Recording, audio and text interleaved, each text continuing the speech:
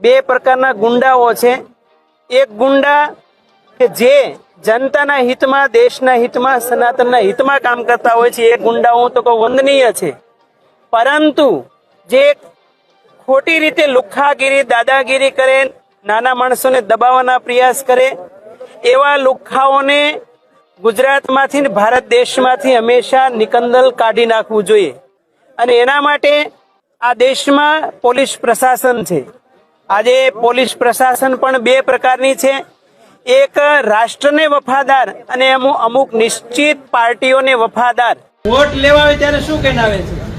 હિન્દુ છો તમે, હિન્દુ છો, સમજાય ને? પછી નોટ જોતી હોય તો નોટ દાન લેવા આવે ને, XYZ જે સંસ્થા હોય તે, ત્યારે પણ તમે હિન્દુ છો। પછી સેવા, બગદાણામાં 90 જેટલા સંગઠનો હાલે, કેટલા?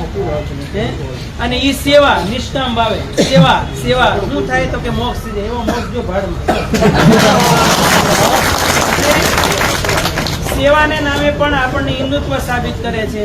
અને જ્યારે પાવરમાં આવવું હોય ત્યારે અમુક નિશ્ચિત પાર્ટીના લોકો વ્યવસ્થિત ગોઠવાઈ જાય છે, ત્યારે તમે હિન્દુ નથી, સમજાય છે? એટલે માત્ર ને માત્ર આવી રીતે ઉપયોગ કરવા માટે હિન્દુત્વના એજન્ડા લઈને ચાલવાનું। અને જ્યારે સત્તામાં આવો ને ત્યારે બધું જ ભૂલાય।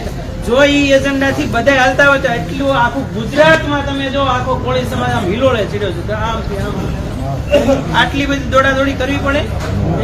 એટલા માટે આપણી સાથે જે બગદાણાની મેટર છે એના નામે પણ તમે બીજી મેટરો ક્યાંથી થાય છે, ક્યાંથી આખી કેમ રચાય છે, એનું એપી સેન્ટર શું છે, એનો ખ્યાલ દરેક સમજતા કોળી ઠાકોર સમાજના ભાઈ બહેનોનો હોવો જ રહ્યો।